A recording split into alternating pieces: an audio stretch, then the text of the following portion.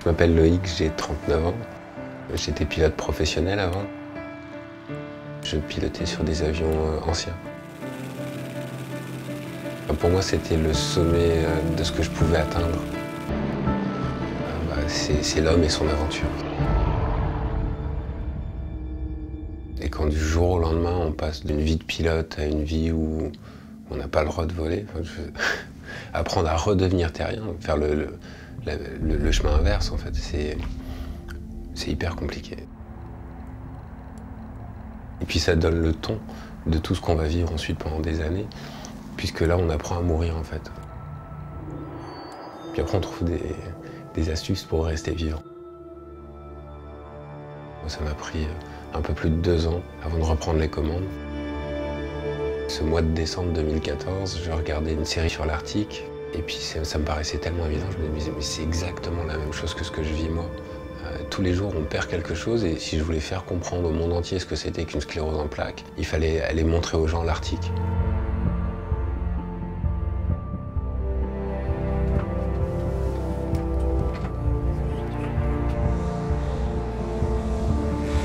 On va décoller de Saint-Pétersbourg et on part pour 80 jours. Donc de Saint-Pétersbourg, on va monter plein nord.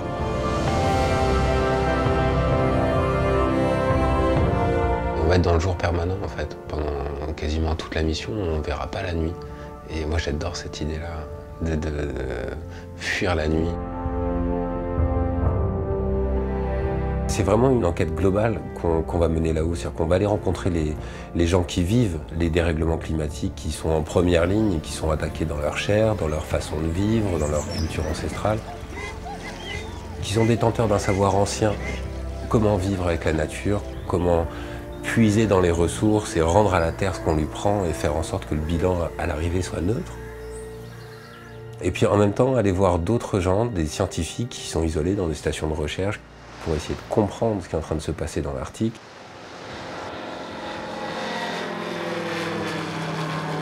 Dans l'avion, il y aura moi, il y aura Mia, c'est mon husky, et puis à mes côtés, il y aura un pilote. C'est des pilotes qui vont se relayer, en fait.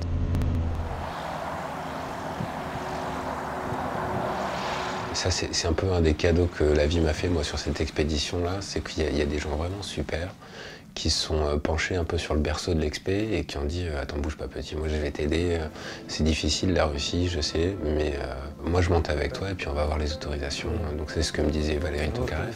It's easy to fly, easy to control.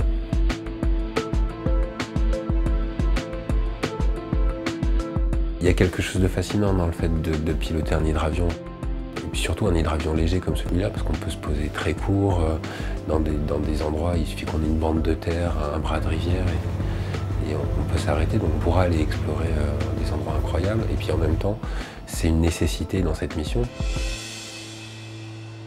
Il n'y a pas de repli dans l'Arctique, il n'y a pas d'aéroport tous les 50 km, donc il y a des moments où quand on n'aura pas le choix, on n'aura pas le choix. On va voler avec une météo qui change beaucoup. Enfin, c'est hostile quand même, hein, comme environnement et comme conditions de vol. Et on va unifier tous les territoires du Grand Nord. Enfin, c'est la dernière route aérienne en fait qui reste à ouvrir.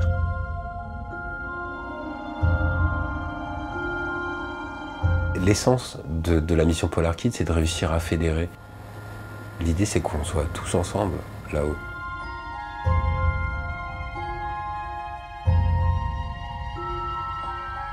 Si les enfants qui vont suivre la mission peuvent se dire ah oui, il y a une sclérose en plaques, lui, il a la même chose que moi, vraiment, mais il a l'air sympa, son pote cosmonaute et puis son husky, là, et du coup, moi aussi, quand je serai grand, peut-être, je peux faire ça. Et si on arrive à rallumer ce moteur-là chez les enfants, enfin, le moteur du désir, et puis moi, quand je serai grand,